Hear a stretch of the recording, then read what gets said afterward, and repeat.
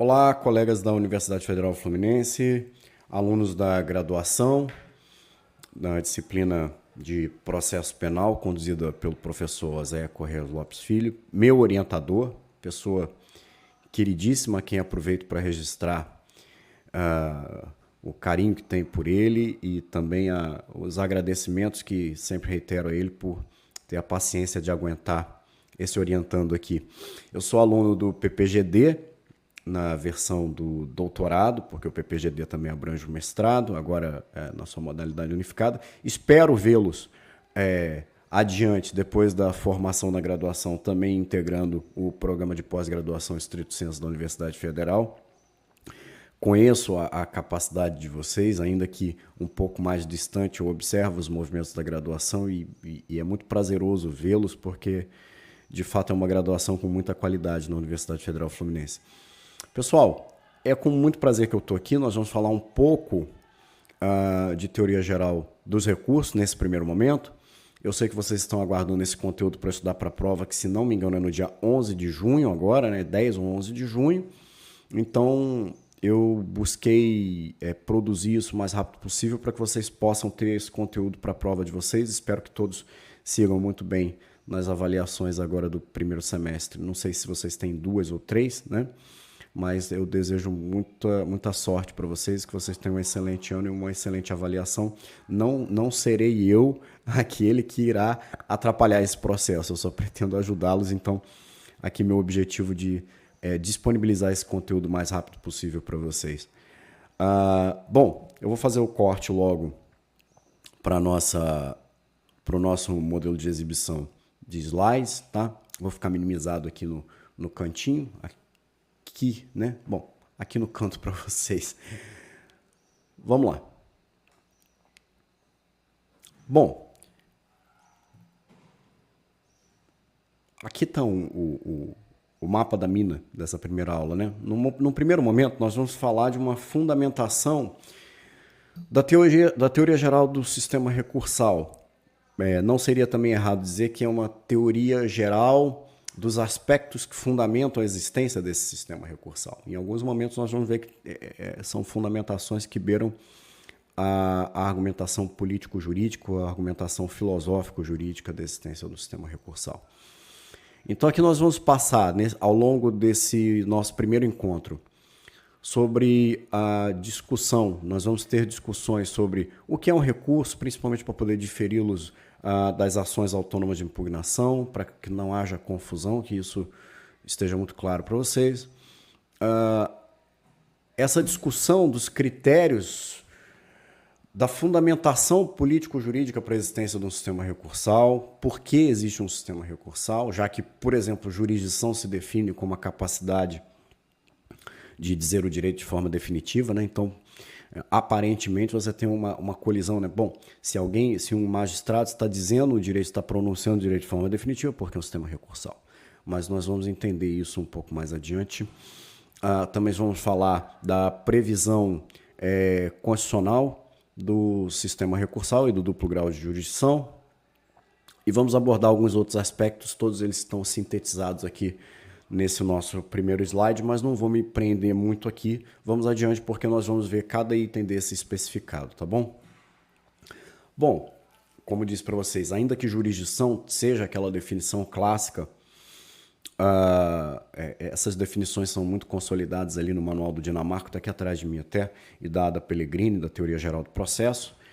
Lembrando que nós temos que fazer uma mitigação a essas conceituações e a inteligência que o Dinamarca faz em relação à teoria geral do processo, porque é um processualista civil, para não transpormos diretamente e acriticamente essa teoria geral do processo civil para o processo penal, notadamente porque a conceituação do Dinamarca está instrumentalizada, vou tentar achar outra palavra, ela está alicerçada no modelo instrumental de processo, que garante amplas liberdades ao magistrado, e isso é muito ruim no processo penal. Então é preciso fazer ponderações em relação a essa transposição de conceitos e de estruturas do processo civil para dentro do processo penal, mas não é objeto dessa nossa aula de agora. Bom, um dos fundamentos aqui, alguns fundamentos para subsidiar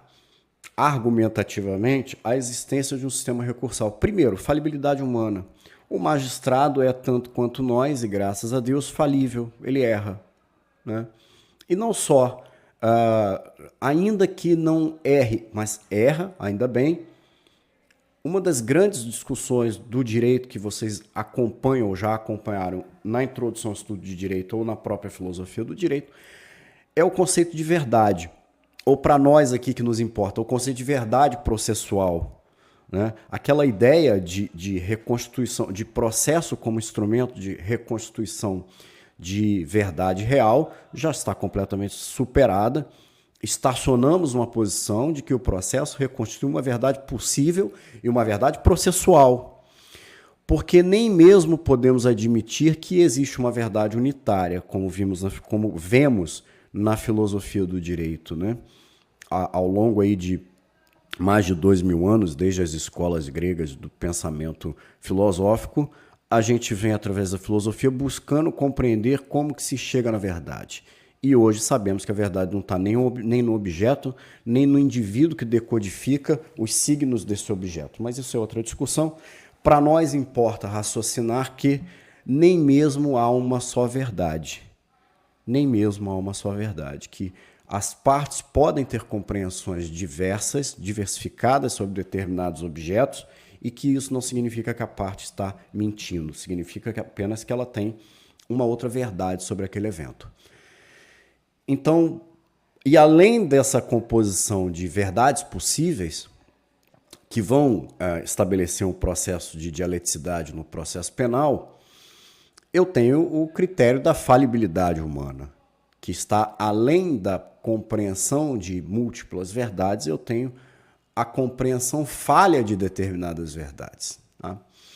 Outro critério de fundamentação é a inconformidade do prejudicado. Como nós vamos ver, isso é um dos fundamentos para a existência do sistema recursal, porque o outro fundamento, numa teoria, numa divisão de bipartição de fundamentação, eu tenho o interesse da própria jurisdição, de reduzir os potenciais erros nas manifestações da jurisdição, mas também tenho, incontestavelmente, a inconformidade do prejudicado como fundamento para acionar esse sistema, para existir esse sistema recursal. Bom, nós em matéria penal, nós estamos falando inexoravelmente e quase que sempre de sentenças condenatórias, na eventualidade de uma sentença condenatória, lembrando que o Auri tem uma frase maravilhosa em um dos livros dele, que condenação e absolvição são equivalentes axiológicos para o processo penal. Né? Então, o processo penal não visa a condenação, ele visa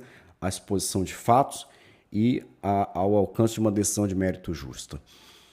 Bom, mas nesse sentido nós temos como um dos fundamentos a inconformidade daquele que está prejudicado ou está em vias de ser prejudicado por uma sentença condenatória, porque no processo penal nós estamos falando eminentemente da sentença condenatória por excelência, da pena por excelência, como privação de liberdade, ainda que nem sempre ela seja executada em razão dos critérios temporais do Código Penal, nem sempre será executada de fato em regime fechado. De todo modo, existem constrições à liberdade do indivíduo, não só a liberdade de ir e vir, mas existem constrições outras à liberdade dele, que são muito gravosas. Então, o processo penal traz essa exposição do indivíduo a sentenças e a medidas de constrição muito mais graves do que o processo civil. Bom, outra questão que fundamenta a existência do sistema recursal, a ampliação da visibilidade sobre o processo. E aqui se insere naquele contexto que eu falava logo no começo, de múltiplas verdades concebíveis, né? Da superação daquela visão maniqueísta de uma verdade ou outra, uma verdade excludente da outra. Tá? Eu moro próximo de uma quadra de uma escola, então perdão se tiver algum som. E também o condomínio está com alguma obra aqui, eu peço perdão se vazar algum som desse tipo de evento, tá, pessoal? Mas, enfim, é a vida urbana que nos cerca, né? Outro fundamento garantia da ordem constitucional, porque a previsão do duplo grau de jurisdição está na ordem constitucional, ainda que em razão de uma interpretação sistemática, como vamos falar um pouco adiante para vocês, lá no 55 do artigo 5º, quando fala da garantia ao devido processo e ampla defesa. Bom, ainda no plano dos fundamentos do recurso, nós temos uma bipartição da fundamentação, ou, na verdade, dois grandes blocos de fundamentação político-jurídica para isso. O interesse do Estado de jurisdição, no exercício da jurisdição, e interesse do jurisdicionado, que, obviamente, quer ver-se livre daquela potencial condenação. E aqui uma definição do Eugênio Pacelli que eu trouxe para vocês. No âmbito da atividade, aspas, tá? No âmbito da atividade jurisdicional, há duas perspectivas com as quais se pode elaborar uma teoria dos recursos. A primeira, do interesse do Estado no controle dos seus atos, em relação aos atos jurisdicionais, por ele praticados, quando irá revelar-se público, se a orientação for pela preocupação com a qualidade e a regularidade dessa atividade jurisdicional. Ou seja, é o Estado jurisdição preocupado com a qualidade da sua produção, com a qualidade das suas manifestações. A segunda perspectiva, no interesse do jurisdicionado, ou seja, das partes que submetem as decisões aos demais atos processuais da jurisdição. Bom, nós temos uma previsão expressa nós vamos encontrar no Pacto São José da Costa Rica, lá no seu artigo 8º, inciso 2º, a linha H. Toda pessoa acusada de delito tem direito a que se presuma sua inocência enquanto não se comprove legalmente sua culpa, e durante o processo toda pessoa tem direito em plena igualdade às seguintes garantias mínimas, lá na linha H, direito de recorrer da sentença para juiz ou tribunal superior.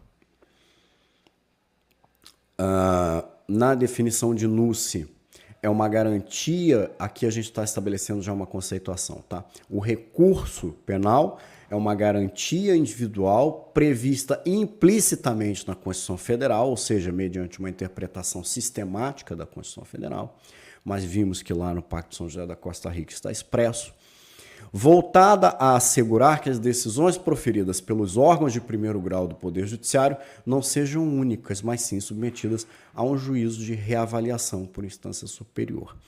O recurso é, portanto, o direito que possui a parte, é direito da parte, na relação processual, de insurgir-se contra decisões judiciais requerendo a sua revisão total ou parcial à instância superior, àquilo que nós chamamos ao juízo ad quem. Bom, aqui nas definições do Aury Lopes Júnior, é o meio processual através do qual a parte que sofreu o gravame solicita a modificação no todo ou em parte ou anulação de uma decisão judicial ainda não transitada em julgado, do mesmo processo em que foi proferida. Bom, aqui é necessário que a gente se debruce sobre esse conceito do Aury, porque ele é muito rico. Primeiro ponto é que o próprio código, em alguns momentos, como a exemplo lá do 574, no artigo 574, quando ele vai falar, ele menciona o reexame necessário como instrumento recursal de ofício pelo magistrado. Ele chama de recurso no 574, naquelas questões, por exemplo, no 1, de concessão de habeas corpus, também no caso de absolução sumária, enfim, lá no 574, ele chama o reexame necessário de recurso de ofício do magistrado. Mas para o Aury critica isso, recurso é meio processual de manejo da parte que sofreu um gravame. Sofreu um gravame, pessoal, no sentido de que já está constituída contra ela uma decisão potencialmente ruim para ela, que tem uma carga aflitiva, como gostam de chamar os europeus, né, principalmente os espanhóis, que tem uma carga aflitiva. Opa, passei sem querer, fui tirar uma formiga aqui, sem querer passei o slide, perdão. É meio processual através da parte que sofreu o gravame. Na verdade, é um gravame, é uma pré-constituição do gravame, ainda que ele não esteja em condições de ser executado. Gravame, nesse sentido, não é aquilo que já está impondo àquela parte o efeito aflitivo. Quero dizer o seguinte, por exemplo, você tem uma sentença de primeiro grau condenatória que não será executado imediatamente. O advogado da parte vai interpor ali a apelação criminal ao tribunal, e não significa que aquele gravame está sendo executado, mas já existe um título executivo apto a ser executado. Veja, se não houver recurso, transita em julgado, será executado. Gravame nesse sentido, tá? De uma decisão que impõe um dever aflitivo àquela parte. Mas o que é interessante para nós aqui é o conceito geral de saber que, para o Auri, por exemplo, para parte da doutrina, recurso é o instrumento do qual se vale a parte que sofre o gravame, não o magistrado de ofício naquelas circunstâncias de reexame necessário. Onde se demanda no todo ou em parte a anulação de uma decisão judicial, ainda não transitada em julgado. Porque se houver trânsito em julgado, não se trata de recurso. Se transitou em julgado, foi publicado processo baixado, não há recurso. Havendo trânsito em julgado, nós passamos a falar na tentativa de desconstituição do julgado anterior, não mais de um recurso, mas de uma ação de impugnação, que por excelência é no processo penal, em analogia ao processo civil, a nossa ação rescisória por excelência é a revisão criminal. Adiante. Tá logo aqui, ó. É ato da parte, portanto não é recurso àquela atividade jurisdicional, senão é um mero reexame necessário. E o Auri ainda diz que é dispensável. A parte recorrente deve ter sofrido um gravame, um prejuízo ou um potencial prejuízo que está na iminência de ser executado. É um direito que deve ser exercido no mesmo processo, ou seja, não se instaura uma nova relação jurídico-processual. A decisão deve ser recorrível, obviamente, deve haver previsão legal para aquela possibilidade recursal, portanto, não pode ter sido operado coisa julgada, ainda que formal. Estabelece um julgamento sobre um julgamento, ou um juízo sobre o juízo, como dizia o Carnelucci, porque o Carnelucci ele faz uma análise etimológica da palavra recurso, que ele diz que recurso tem a mesma origem etimológica e a mesma proximidade de significação de crítica. Então, recurso e crítica seriam equivalentes axiológicos em relação à etimologia. Crítica no sentido de estabelecer-se um juízo crítico. Então, o recurso seria um juízo crítico sobre o juízo crítico que já fora feito numa circunstância inicialmente inaugurada, a qual a parte busca desconstituir. Outra circunstância elementar para a formação do conceito permite que outro órgão jurisdicional, superior hierarquicamente, modifique a decisão, anulando ou reformando no todo ou em parte. Existem mitigações, nós vamos ver, quando aquelas circunstâncias especialíssimas do processo penal, em que o magistrado que decidiu uma determinada questão pode ele próprio retratar-se. É o caso do Reze, por exemplo. Bom, aqui eu só acrescentei algumas menções, já adianto que não está na prova de vocês, tá? É só um comentário, porque como nós estamos falando de sistema recursal e mencionei eu a possibilidade ou a discussão que se insere nesse sentido de provisoriedade da execução, né? Quando eu falo que os efeitos aflitivos estão na iminência de serem executados, mas ainda não foram, eu achei necessário mencionar aqui para vocês que julgamentos recentes, nem tão recentes assim, são de 2019, ao menos das AD6, né? Era aquele ambiente da ação penal 470, do mensalão, então estávamos discutindo, o STF estava discutindo as ações declaratórias de constitucionalidade do 283 do CPP, que basicamente repete o dispositivo do artigo 5º da Constituição Federal, quando ele fala que só é possível executar-se a pena propriamente após o trânsito em julgado. E aí estabeleceu-se a discussão do que é o trânsito em julgado, porque havia uma pretensão de execução provisória após a decisão colegiada no 2º grau de jurisdição. Foi superado, declarou-se a constitucionalidade do 283, de fato é necessário para a execução de pena a superação de todos os recursos e uma mitigação que foi feita recente, até mais recente ao menos, Foi o reconhecimento também, não foi em âmbito de declaração de constitucionalidade, mas foi em recurso extraordinário reconhecida a repercussão geral, e formou-se o tema 1068, validando uma previsão do pacote anticrime que foi inserida ali no 492.1 de execução provisória no tribunal do júri, né? Quando, por exemplo, houver uma condenação a pena superior a 15 anos. Um breve comentário, não está na prova de vocês, tá, pessoal? Adiante. Observações sobre o sistema recursal. Perdão. Visa ao reexame de uma decisão anterior, por óbvio. Não há por que recorrer se não há um gravame, como nós vimos anteriormente na decisão da Auri Lopes Júnior. Não instaura novo processo e, quanto ao momento, decisões que ainda não transitaram em julgado. Se transitou em julgado, não cabe recurso, obviamente. Bom, adiante, temos aqui um quadro sistemático já, diferenciando com os primeiros elementos de diferenciação de recurso e ações autônomas de impugnação. Bom, um recurso, já falamos bastante, né? É um prolongamento do direito de ação, lembrando que ação e processo são coisas bastante distintas, é uma discussão que eu gosto bastante. E as ações autônomas inauguram uma nova relação jurídico-processual, é uma nova situação jurídica. No processo penal, nós vamos ter como excelência de ação rescisória, não vamos falar isso, tá? Mas em analogia àquilo que é ação rescisória lá para o processo civil, a revisão criminal, o habeas corpus também muito utilizado e, eventualmente, o mandado de segurança com hipóteses de cabimento mais escassas, como, por exemplo, a restituição de coisas apreendidas que sejam estranhas ao interesse de uma apuração criminal.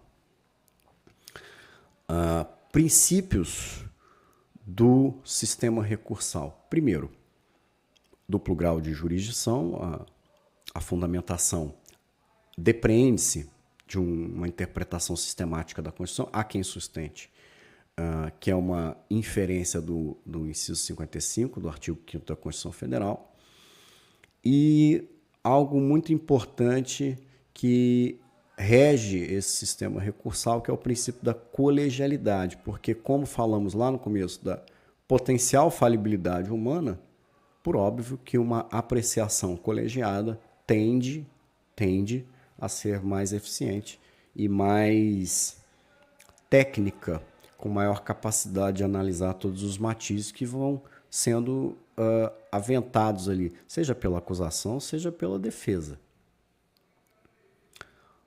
Bom, os recursos, agora já iniciando critérios de classificação, eles podem ser totais ou parciais, que dispensam muita apresentação, mas total, obviamente, aqueles que permitem o reexame completo das circunstâncias daquela conduta. Lembrando que o pressuposto elementar para a caracterização de qualquer ilícito é conduta, né? Por exemplo, na apelação criminal, nós temos a possibilidade de reexame tanto de argumentações levadas pela defesa do suporte fático, como também do direito. Mas existem outras circunstâncias em que eu vou manejar o sistema recursal apenas para pontuar algumas questões, limitando-me, por exemplo, a critérios do direito, ou mesmo, por exemplo, não estou satisfeito com a dosimetria. Mas aqui está dada uma classificação de total ou parcial nesse sentido. Total, quando eu me valho de questionamentos tanto do suporte fático, matérias de fato, quanto ou fundamentação, quanto matérias de direito, e parcial, quando eu visar impugnar alguma questão específica só que não me agradou ou não me agradou ao meu cliente em relação a uma decisão do juízo. A fundamentação é livre, e isso é um dos princípios que rege todo o sistema recursal. Há uma proximidade muito grande, esteticamente, digo mesmo, na construção das peças, exceto aquelas que tem uma petição de interposição em separado, que admite-se um juízo de retratação do magistrado, como por exemplo no RESE, e razões recursais em separado para o tribunal. Mas ainda assim, via de regra, a estruturação é a mesma. Fatos, fundamento e pedido, né? Ainda que chamemos dos fatos, do direito e dos pedidos, mas enfim, fato, fundamento, pedido. Né? Ou em alguns casos específicos, eu tenho uma fundamentação vinculada, e daí a dificuldade são aqueles recursos onde nós temos maior dificuldade no juízo de admissibilidade, de superar o próprio juízo de admissibilidade. Como, por exemplo, no recurso extraordinário e também no RESP lá no STJ, né? Porque, por exemplo, no extraordinário nós temos uma limitação aqui, ó. O que eu posso submeter à apreciação do julgador? Uma decisão que, a meu ver, contrariou o dispositivo da Constituição, declarou inconstitucionalidade de tratado ou lei federal, que contraria, quando a decisão recorrida contraria o dispositivo da Constituição, declara a inconstitucionalidade de tratado ou lei federal, julga válida lei ou ato de governo local contestado em face da Constituição, ou julga válida lei local contestada em face da lei federal. Nesses aspectos, eu tenho uma fundamentação vinculada a esses critérios estabelecidos pela própria Constituição Federal, tanto no RESP quanto no recurso extraordinário. Agora, aqui, o recurso pode ser ordinário quando ele quer um reexame completo daquelas questões que estão sendo discutidas e que são serão potencialmente usadas como fundamentação para uma eventual condenação, ou seja, fatos, direito. Tá? E eles são extraordinários quando estão limitados à discussão de matérias de direito. Outras classificações relevantes para o sistema recursal, pessoal. Eles são horizontais quando é o mesmo julgador que irá resolver, tá? Como o que acontece no 619, e eles são verticais quando resolvidos pelo juízo ad quem, e eles são, nesse sentido, mistos, quando, por exemplo, no RESE, porque você tem a possibilidade de retratação do próprio julgador, que é uma possibilidade legal, aliás, é um bom tema de pesquisa e de trabalho de conclusão, é uma mitigação à preclusão pro iudicato. Né?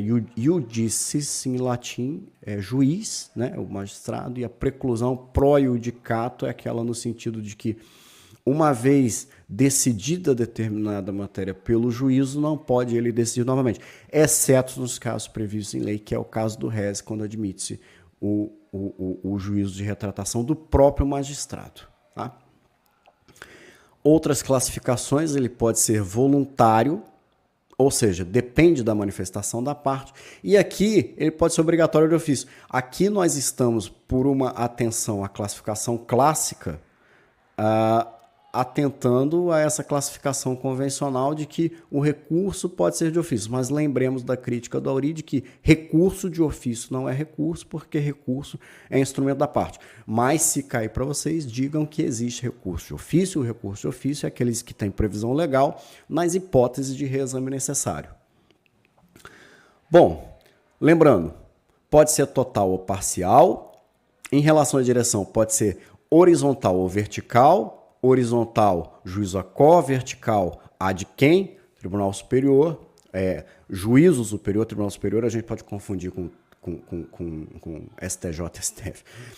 A fundamentação pode ser livre ou vinculada naquelas hipóteses que a própria lei ou a Constituição estabelecem quais são as hipóteses de cabimento, aí você tem um filtro de juízo de admissibilidade, e a natureza pode ser ordinária ou extraordinária. Ordinária quando eu demando a reavaliação de fatos e de direito, e a natureza extraordinária quando eu apenas demando análise de matérias de direito.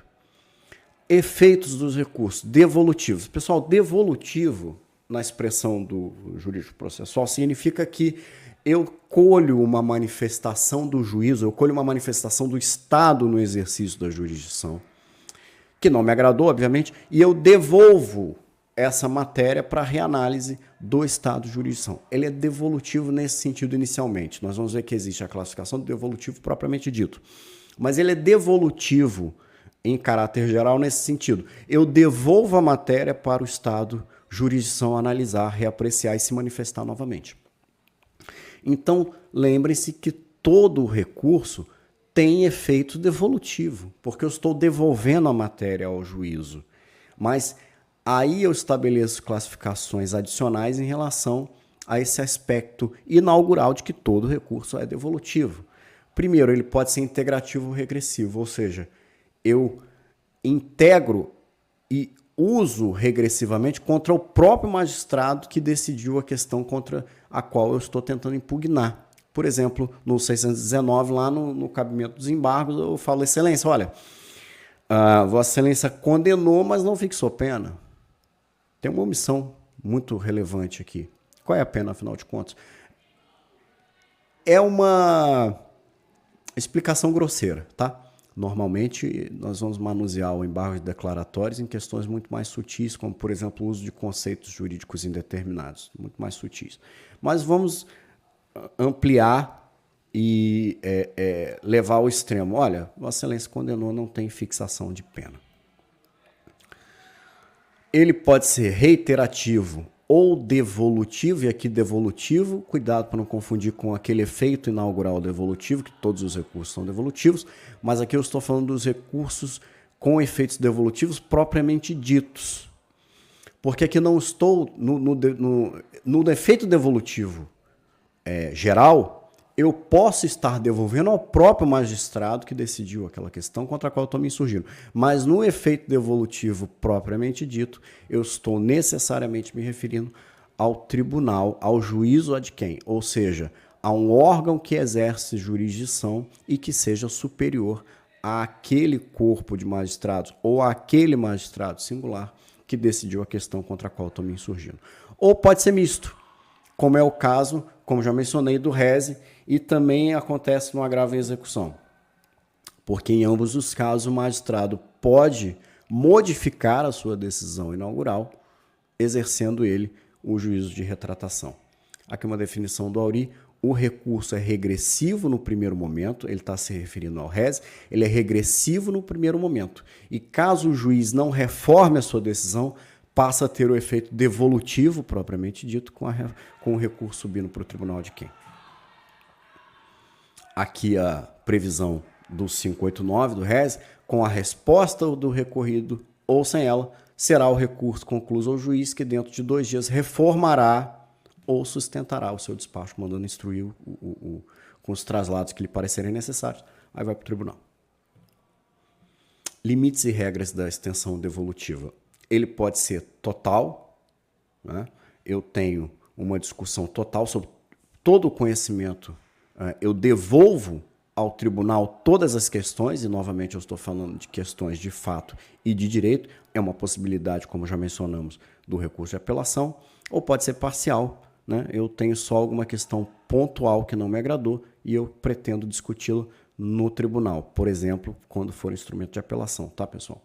E extraordinariamente, quando somente matéria de direito puder ser conhecida, não há devolução da matéria fática. Bom, o efeito suspensivo, esse que é mais apreciado, principalmente para a advocacia criminal, porque eu vou ler a definição do Auri, porque eu tenho ali um gravame pré-constituído que não vai poder ser executado imediatamente em razão do manejo de algum recurso com efeito suspensivo. Por efeito suspensivo se entende aquele obstáculo legal a que a sentença proferida possa surtir todos os seus efeitos antes do trânsito em julgado.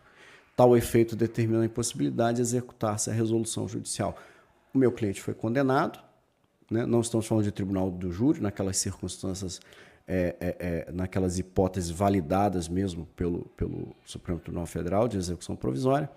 Eu tenho uma condenação, meu cliente está sendo acusado de furto lá no 55, 57, roubo, qualquer coisa assim, eu manejo, interponho a minha apelação com efeito suspensivo, não poderá. Obviamente, a apelação vai sustar o efeito do trânsito em julgado, vai impedir que se opere o trânsito em julgado e terá efeito suspensivo sobre aquela execução de pena fixada pelo primeiro grau. Tá? Então, aqui uma síntese, né? O efeito devolutivo é a regra e o efeito suspensivo é quando eu oponho, quando a própria natureza recursal opõe ao Estado julgador, ao Estado no exercício da jurisdição, a impossibilidade de executar aquela medida constritiva que foi determinada em algum instrumento constitutivo, como, por exemplo, uma sentença condenatória de primeiro grau. E como aqui existe a menção às possibilidades de anulação de reforma e menciona erro em procedendo e erro em judicando, eu fiz uma observação para vocês. O erro em procedendo é o erro de procedimento, ou seja, é aquele erro judicial que ocorre em razão de inobservância procedimental ou alguma formalidade. Esse é o erro grave que resulta em anulação. Aí, eu trouxe a observação para vocês do 563, que é um dos grandes obstáculos para a advocacia criminal, que é a necessidade de, além de, eu acho que até, acho não, com certeza, muito mais difícil do que o advogado criminal detectar determinada nulidade, que muitas vezes é chapada, está ali flagrantemente, ainda mais em provas ilícitas. Eu já tive questões muito flagrantemente ilícitas, de, por exemplo, de captura de tela de celular de indivíduos presos em flagrante, e uma captura grosseira mesmo. O policial pega, tira foto da comunicação, né? E aí a vedação, a restrição em relação à garantia do sigilo da comunicação, pega e tira foto da comunicação de WhatsApp, sem mandado judicial, sem nada, e depois tem de se estabelecer uma discussão no juízo, não bastando apontar a nulidade daquilo que foi produzido em relação à prova. Mas aqui nós estamos falando de erro judicial, tá, pessoal? Eu só estou alegando, só estou instruindo os senhores que é necessário, além de apontar o erro de procedimento ou erro da formalidade legal, além disso, apontar-se o prejuízo. O prejuízo à parte é uma das grandes discussões hoje do processo penal, mas é assim que funciona e é assim que a banda toca a tal da... Bom, me fugiu a expressão latina, ainda ontem eu ouvi o Santo Desan falando dela, mas vamos adiante, em relação à matéria administrativa, né? Erro de julgamento é quando tem um erro em relação ao mérito ou ao conteúdo da decisão, referindo-se a equívocos sobre questões de direito na aplicação da lei ou na apreciação dos fatos e provas. Nesse sentido, se naquele caso do erro de procedimento eu posso ter, ou aliás eu deveria sempre ter, anulação, quando eu tenho erro de julgamento eu tenho reforma. Bom, discussão sobre a disponibilidade e indisponibilidade do sistema recursal para a parte, para o réu, vamos chamar assim, para o réu, eu tenho o princípio da disponibilidade. Eu manejo o recurso se eu quiser. A discussão que se põe aqui, eu não sei se está mais adiante, mas eu já vou travar aqui, é quando há divergência, por exemplo, porque a ampla defesa, na sua compreensão bipartida, ela significa autodefesa mais defesa técnica. Até por isso o réu é ouvido. Não só o seu advogado se manifesta, mas existe o ato de interrogatório. Ele exerce a autodefesa. E a grande discussão é quando o advogado deseja manusear o recurso e o réu não. Existe divergência de interesse recursal entre aquele que representa o réu e o próprio réu. Nesse sentido, o Aury Lopes Júnior, pelo menos, sustenta que deve prosseguir-se o recurso em razão da garantia da ampla defesa, deve prosseguir-se aquele que for manifestamente mais interessante para o réu.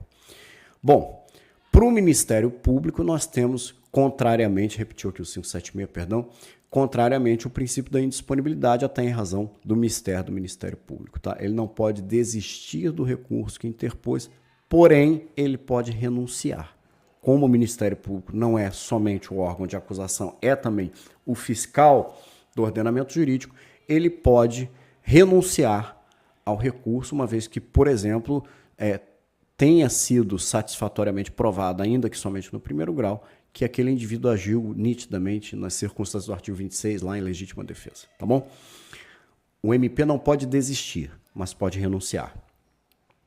Taxatividade, eu só posso me valer de recursos que estão previstos em lei, tá? Então, vige o princípio da taxatividade. adiante. E o princípio da fungibilidade, isso é bem interessante para a advocacia criminal.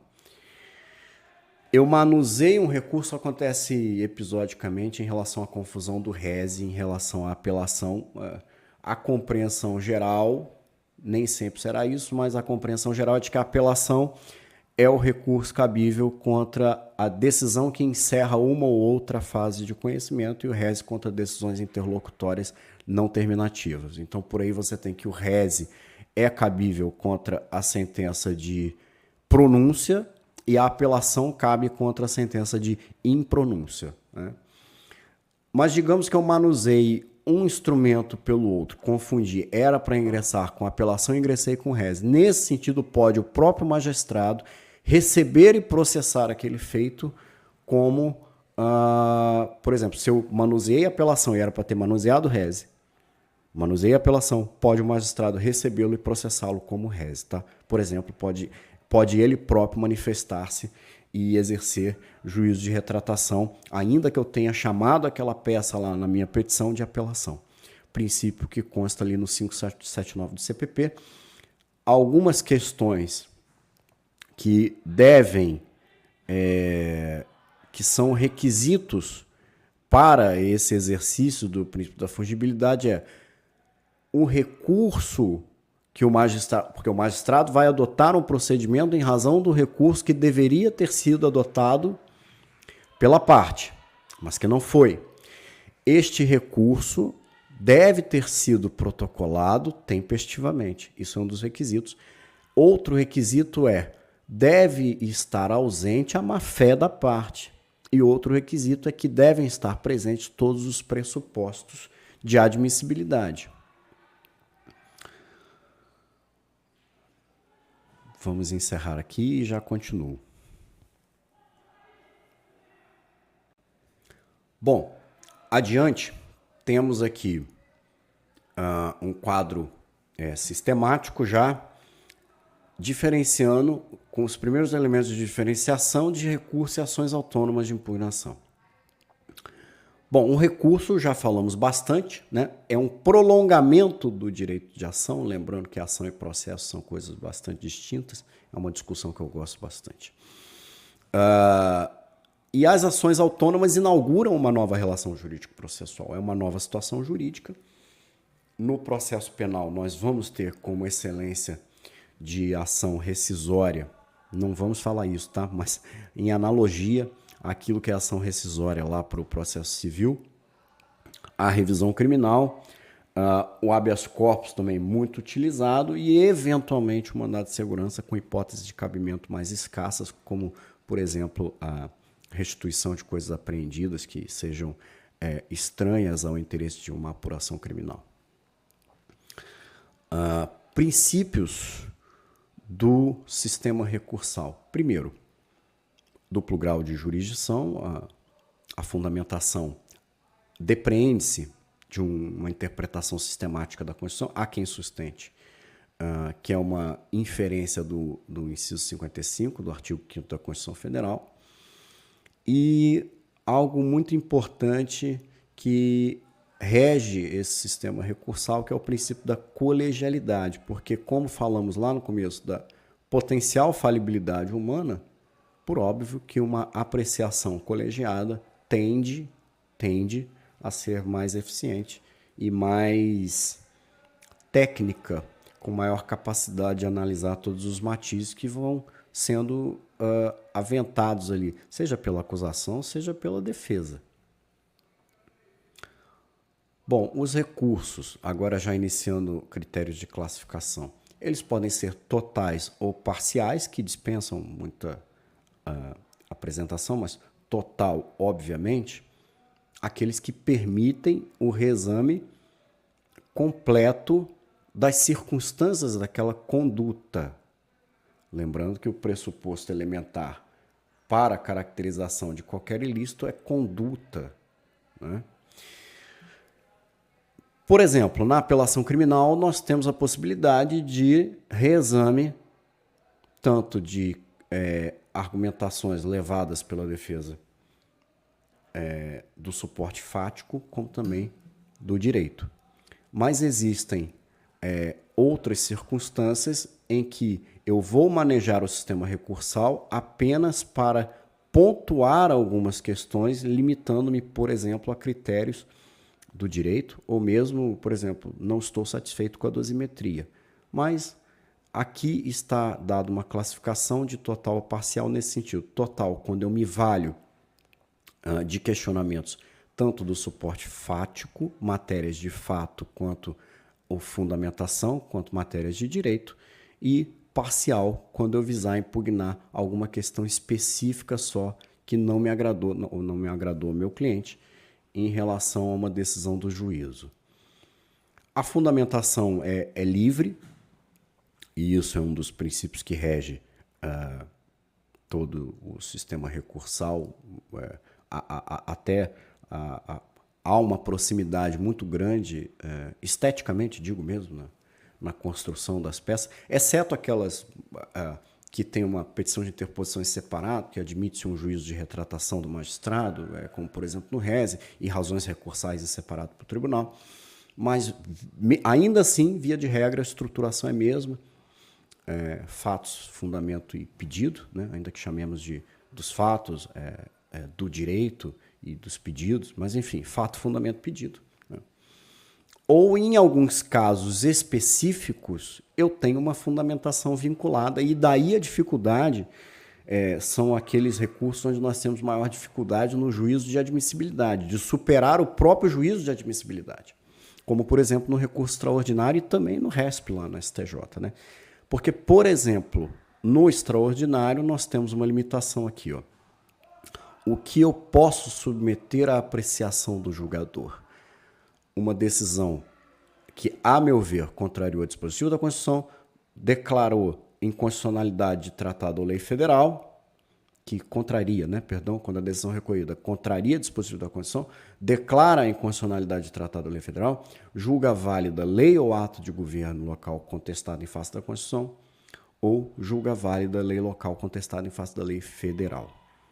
Nesses aspectos, eu tenho uma fundamentação vinculada a esses critérios estabelecidos pela própria Constituição Federal, tanto no RESP quanto no recurso extraordinário. Agora, aqui, o recurso pode ser ordinário quando ele quer um reexame completo daquelas questões que estão sendo discutidas e que são serão potencialmente usadas como fundamentação para uma eventual condenação, ou seja, fatos, direito. Tá?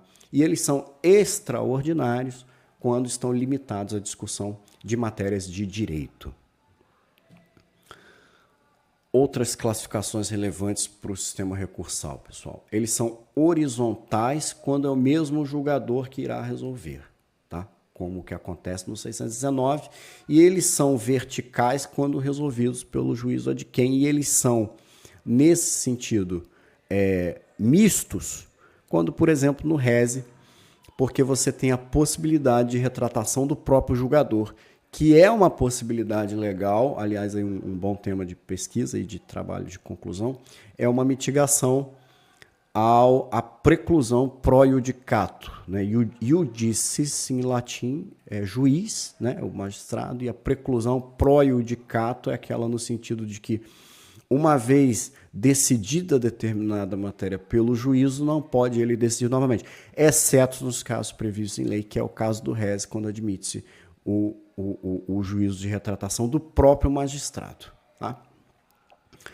Outras classificações, ele pode ser voluntário, ou seja, depende da manifestação da parte, e aqui ele pode ser obrigatório de ofício. Aqui nós estamos, por uma atenção à classificação clássica, atentando a essa classificação convencional de que o recurso pode ser de ofício. Mas lembremos da crítica do Auri de que recurso de ofício não é recurso, porque recurso é instrumento da parte. Mas se cair para vocês, digam que existe recurso de ofício. O recurso de ofício é aqueles que têm previsão legal nas hipóteses de reexame necessário.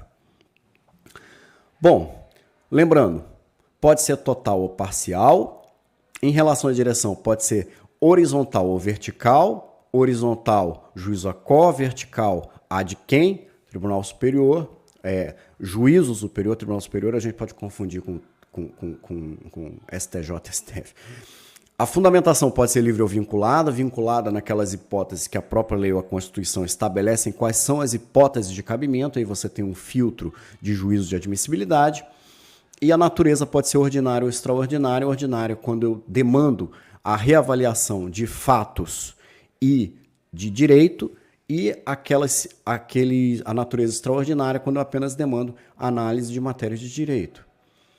Efeitos dos recursos devolutivos. Pessoal, devolutivo, na expressão do jurídico processual, significa que eu colho uma manifestação do juízo, eu colho uma manifestação do Estado no exercício da jurisdição, que não me agradou, obviamente, e eu devolvo essa matéria para reanálise do Estado de jurisdição. Ele é devolutivo nesse sentido inicialmente. Nós vamos ver que existe a classificação do devolutivo propriamente dito. Mas ele é devolutivo em caráter geral nesse sentido. Eu devolvo a matéria para o Estado, jurisdição, analisar, reapreciar e se manifestar novamente. Então, lembrem-se que todo recurso tem efeito devolutivo, porque eu estou devolvendo a matéria ao juízo. Mas aí eu estabeleço classificações adicionais em relação a esse aspecto inaugural de que todo recurso é devolutivo. Primeiro, ele pode ser integrativo ou regressivo, ou seja, eu integro e uso regressivamente contra o próprio magistrado que decidiu a questão contra a qual eu estou tentando impugnar. Por exemplo, no 619, lá no cabimento dos embargos, eu falo, excelência, olha, Vossa Excelência condenou, mas não fixou pena. Tem uma omissão muito relevante aqui. Qual é a pena, afinal de contas? É uma explicação grosseira, tá? Normalmente, nós vamos manusear o embargo de declaratórios em questões muito mais sutis, como, por exemplo, o uso de conceitos jurídicos indeterminados, muito mais sutis. Mas vamos ampliar e levar ao extremo. Olha, Vossa Excelência condenou, não tem fixação de pena. Ele pode ser reiterativo ou devolutivo, e aqui devolutivo, cuidado para não confundir com aquele efeito inaugural devolutivo, que todos os recursos são devolutivos, mas aqui eu estou falando dos recursos com efeitos devolutivos propriamente ditos.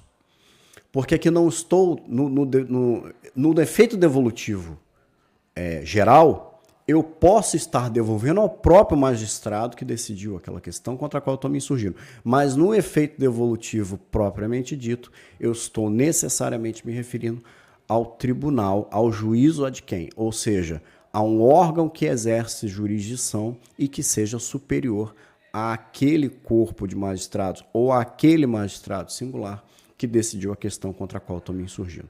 Ou pode ser misto, como é o caso, como já mencionei, do rese, e também acontece no agravo em execução. Porque em ambos os casos o magistrado pode modificar a sua decisão inaugural, exercendo ele o juízo de retratação. Aqui uma definição do Auri: o recurso é regressivo no primeiro momento, ele está se referindo ao rese, ele é regressivo no primeiro momento. E caso o juiz não reforme a sua decisão, passa a ter o efeito devolutivo, propriamente dito, com o recurso subindo para o tribunal de quem? Aqui a previsão do 589 do rese, com a resposta do recorrido ou sem ela, será o recurso concluído ao juiz que dentro de 2 dias reformará ou sustentará o seu despacho, mandando instruir com os traslados que lhe parecerem necessários, aí vai para o tribunal. Limites e regras da extensão devolutiva. Ele pode ser total, né? Eu tenho uma discussão total sobre todo o conhecimento, eu devolvo ao tribunal todas as questões, e novamente eu estou falando de questões de fato e de direito, é uma possibilidade, como já mencionamos, do recurso de apelação, ou pode ser parcial, né? Eu tenho só alguma questão pontual que não me agradou e eu pretendo discuti-la no tribunal, por exemplo, quando for instrumento de apelação, tá, pessoal? E extraordinariamente, quando somente matéria de direito puder ser conhecida, não há devolução da matéria fática. Bom, o efeito suspensivo, esse que é mais apreciado, principalmente para a advocacia criminal, porque eu vou ler a definição do Auri, porque eu tenho ali um gravame pré-constituído que não vai poder ser executado imediatamente em razão do manejo de algum recurso com efeito suspensivo. Por efeito suspensivo se entende aquele obstáculo legal a que a sentença proferida possa surtir todos os seus efeitos antes do trânsito em julgado. Tal efeito determina a impossibilidade de executar-se a resolução judicial. O meu cliente foi condenado, né? Não estamos falando de tribunal do júri, naquelas circunstâncias, naquelas hipóteses validadas mesmo pelo Supremo Tribunal Federal de execução provisória. Eu tenho uma condenação, meu cliente está sendo acusado de furto lá no 55, 57, roubo, qualquer coisa assim, eu manejo, interponho a minha apelação com efeito suspensivo, não poderá. Obviamente, a apelação vai sustar o efeito do trânsito em julgado, vai impedir que se opere o trânsito em julgado e terá efeito suspensivo sobre aquela execução de pena fixada pelo primeiro grau. Tá? Então, aqui uma síntese, né? O efeito devolutivo é a regra e o efeito suspensivo é quando eu oponho, quando a própria natureza recursal opõe ao Estado julgador, ao Estado no exercício da jurisdição, a impossibilidade de executar aquela medida constritiva que foi determinada em algum instrumento constitutivo, como, por exemplo, uma sentença condenatória de primeiro grau.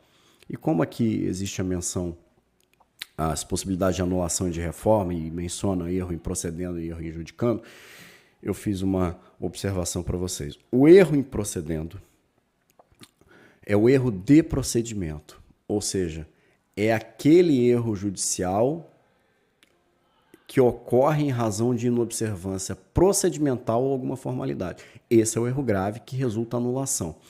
Aí, eu trouxe a observação para vocês do 563, que é um dos grandes obstáculos para a advocacia criminal, que é a necessidade de, além de, eu acho que até, acho não, com certeza, muito mais difícil do que o advogado criminal detectar determinada nulidade, que muitas vezes é chapada, está ali flagrantemente, ainda mais em provas ilícitas. Eu já tive questões muito flagrantemente ilícitas, por exemplo, de captura de tela de celular de indivíduos presos em flagrante, e uma captura grosseira mesmo. O policial pega, tira foto da comunicação, né? E aí a vedação, a restrição em relação à garantia do sigilo da comunicação, pega e tira foto da comunicação de WhatsApp, sem mandado judicial, sem nada, e depois tem de se estabelecer uma discussão no juízo, não bastando apontar a nulidade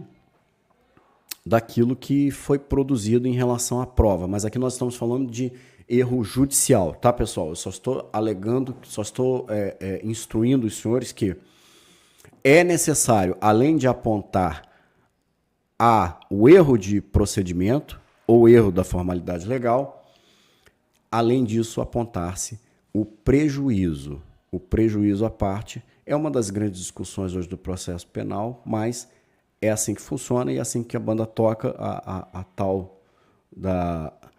Bom, me fugiu a expressão latina, ainda ontem eu ouvi o Santo Desan falando dela, mas vamos adiante, em relação à matéria administrativa, né? Erro de julgamento é quando tem um erro em relação ao mérito, ao conteúdo da decisão, referindo-se a equívocos sobre questões de direito na aplicação da lei ou na apreciação dos fatos e provas. Nesse sentido, se naquele caso do erro de procedimento eu posso ter, ou aliás eu deveria sempre ter, anulação, quando eu tenho erro de julgamento eu tenho reforma.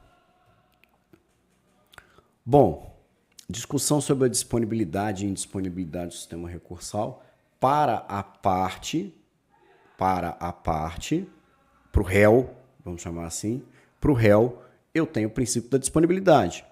Eu manejo o recurso se eu quiser. A discussão que se põe aqui, eu não sei se está mais adiante, mas eu já vou travar aqui, é quando há divergência, por exemplo, porque a ampla defesa, na sua compreensão bipartida, ela significa autodefesa mais defesa técnica. Até por isso o réu é ouvido. Não só o seu advogado se manifesta, mas existe o ato de interrogatório. Ele exerce a autodefesa. E a grande discussão é quando o advogado deseja manusear o recurso e o réu não. Existe divergência de interesse recursal entre aquele que representa o réu e o próprio réu. Nesse sentido, o Aury Lopes Júnior, pelo menos, sustenta que deve prosseguir-se o recurso em razão da garantia da ampla defesa, deve prosseguir-se aquele que for manifestamente mais interessante para o réu. Bom, para o Ministério Público, nós temos, contrariamente, repetiu aqui o 576, perdão, contrariamente o princípio da indisponibilidade, até em razão do mistério do Ministério Público. Tá? Ele não pode desistir do recurso que interpôs, porém, ele pode renunciar. Como o Ministério Público não é somente o órgão de acusação, é também o fiscal do ordenamento jurídico, ele pode renunciar ao recurso, uma vez que, por exemplo, tenha sido satisfatoriamente provado, ainda que somente no primeiro grau, que aquele indivíduo agiu nitidamente nas circunstâncias do artigo 26, lá em legítima defesa, tá bom? O MP não pode desistir, mas pode renunciar. Taxatividade, eu só posso me valer de recursos que estão previstos em lei, tá? Então, vige o princípio da taxatividade. Adiante. E o princípio da fungibilidade, esse é bem interessante para a advocacia criminal. Eu manuseio um recurso, acontece episodicamente em relação à confusão do rese, em relação à apelação.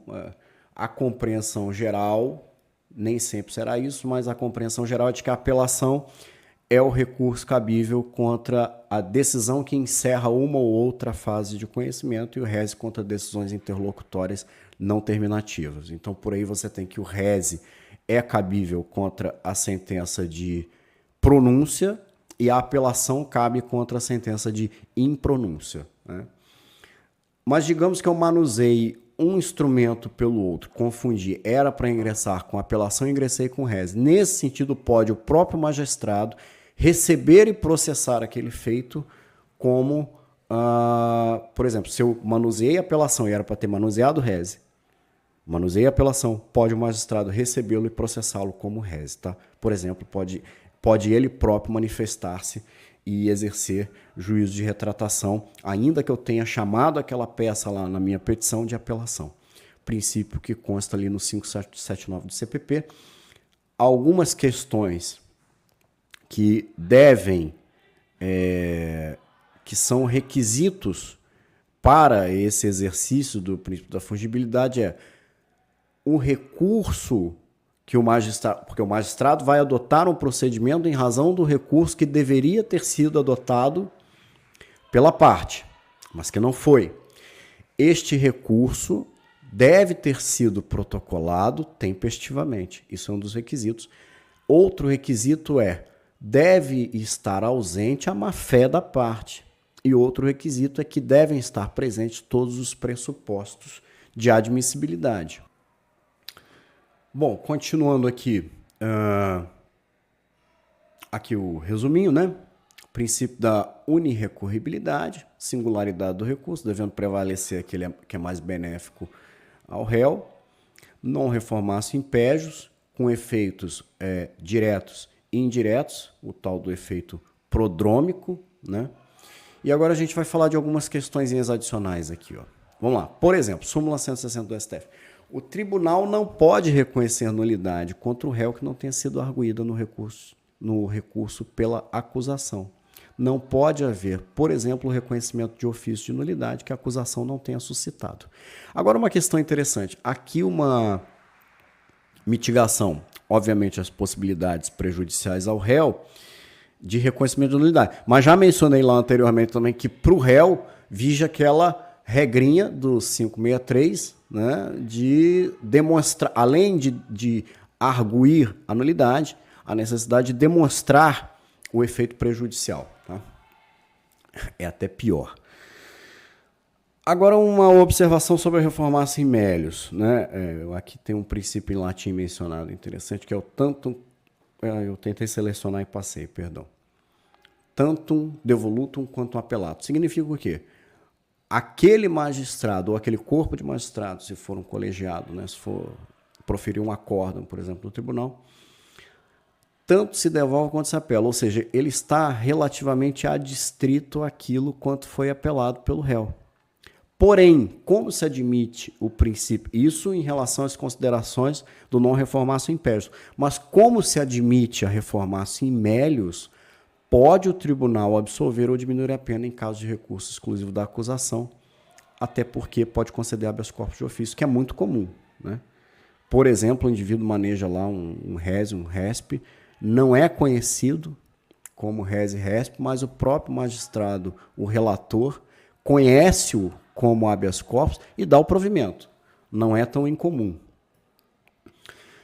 Condições, agora aqui vem o inferno da advocacia criminal para quem está postulando resp e recurso extraordinário, que é o tal do juízo de admissibilidade. Nem tão preocupante em relação ao sistema recursal até o segundo grau, mas para quem busca as cortes superiores, sim, é bastante preocupante. Bom, requisitos extrínsecos, deve haver previsão legal para o cabimento. O ajuizamento deve estar correto, imagina você postular, peticionar ali uma apelação contra um químico que está sendo processado numa vara criminal residual aqui de Niterói, no GCRIM, né? Então deve ter o endereçamento correto, a correta propositura, não pode estar a matéria preclusa, deve haver o recolhimento do preparo, deve estar presente a legitimidade, a capacidade postulatória de processo, ou seja, eu tenho nas circunstâncias que a lei exige em matéria penal quase todas, exceto habeas corpus, né? Deve estar presente o advogado com capacidade postulatória. A petição deve estar inteligível em língua pátria, como fala o CPC. Existência de um pedido e com possibilidade jurídica. E inexistência de fato extintivo, modificativo ou impeditivo do direito de agir. Requisitos intrínsecos constam do 577. A necessidade e utilidade, ou seja, deve ter havido aquilo que na teoria geral é a sucumbência, mas que mencionamos lá atrás, né, como efeito aflitivo, o gravame, já tem uma pré-constituição numa decisão qualquer, ainda que não esteja em fase de execução, mas deve haver um gravame já pré-constituído, eu devo ter sucumbido já em algum ponto, e é contra essa sucumbência total ou parcial que eu vou me insurgir. Deve haver legitimidade da parte e presente também causa de pedir, tanto quanto aos fatos quanto aos fundamentos jurídicos. Bom, agora vamos falar dos requisitos em relação ao juízo de admissibilidade, que é algo que é muito relevante em relação àqueles recursos das cortes superiores. Primeiro, tempestividade do prazo, tempestividade do recurso, e eu tenho que ter cuidado até na forma de contagem, né? Porque no CPP eu tenho 798, lá no CP eu tenho 10. Então, por exemplo, se você tem uma questão que discute causas extintivas de punibilidade, você tem que adotar a contagem do 10 do CP, não o 798 CPP. Tá? Mas se você está exercendo, por exemplo, vai peticionar uma apelação, aí de fato você tem que contar, segundo o 798, os marcos iniciais e findos desses prazos são bastante distintos, né? Um inclui o primeiro dia, o outro não. Preclusão lógica. Não pode ter havido preclusão, né? O que é a preclusão lógica? É aquele comportamento jurídico que é incompatível com aquela pretensão que vai ser apresentada no recurso. Por exemplo, pessoal, nós temos lá no 107, nas causas extintivas de punibilidade, 5 ou 6, o perdão do ofendido dos crimes contra a honra. Aí você tem um indivíduo que... o indivíduo A ingressa com uma queixa-crime contra o indivíduo B, tá? Por um crime contra a honra. O indivíduo B é absolvido e A recorre. Porém, A já vem tendo um comportamento incompatível com a pretensão punitiva de B há muito tempo. Saem juntos, curtem a balada juntos, né? Restabeleceram aquela amizade que era anterior àquele evento que gerou a discussão. Ou seja, existe uma preclusão lógica em relação à pretensão punitiva, porque se eu estou peticionando em juízo o reconhecimento de um crime contra a honra que afetou, por exemplo, a minha honra subjetiva, e eu continuo convivendo com essa pessoa, tal como antes, está operada a preclusão lógica, mas aí também restaria a B demonstrar que operou-se, por exemplo, o perdão tácito e o perdão como causa extintiva da punibilidade. A questão do 575 do CPP, não pode haver prejuízo em razão de atraso por culpa do serviço do judiciário. Os defensores, ainda que dativos, têm prazo em dobro, com as previsões da Lei 1060 e da 7871. E cuidado com a forma de interposição dos recursos, porque está previsto lá no 578 do CPP, né? Porque ele pode ser, sendo no primeiro grau, ele pode ser por termo. É aquele indivíduo que foi condenado e o próprio indivíduo se manifesta no sentido de recorrer. Depois, o advogado da parte junta as razões recursais. Mas pode haver no próprio termo, pode haver no próprio ato de audiência que condena o indivíduo o recurso da parte e depois ele faz a juntada das razões recursais, tá? Bom, em relação aos efeitos das decisões que são tomadas já no âmbito dos recursos. Substituir a sentença recorrida, obviamente não faria sentido nenhum recorrer se daquela decisão recorrida fosse produzir um novo ato jurisdicional com conteúdo de decisão que não substitua o anterior.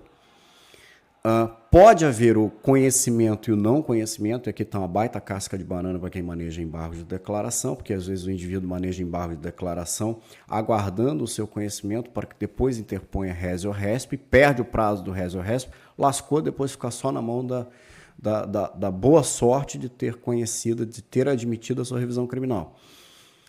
No provimento pode haver reforma ou anulação, como já falamos, pode haver um erro em procedendo ou um erro em judicando, ou pode haver um desprovimento do recurso, mantendo os termos daquela situação jurídica a qual eu busquei impugnar, mas não tive sucesso, mantém-se então em todos os seus termos, no sentido da manutenção daquela condenação, eventual condenação anterior. Tudo bem, pessoal? Esse é o encerramento da nossa primeira parte, como eu disse para vocês, dessa conceituação geral da teoria do sistema recursal, tá bom? Grande abraço para vocês e até daqui a pouco nós voltamos com um tópico 2 sobre os recursos em espécie.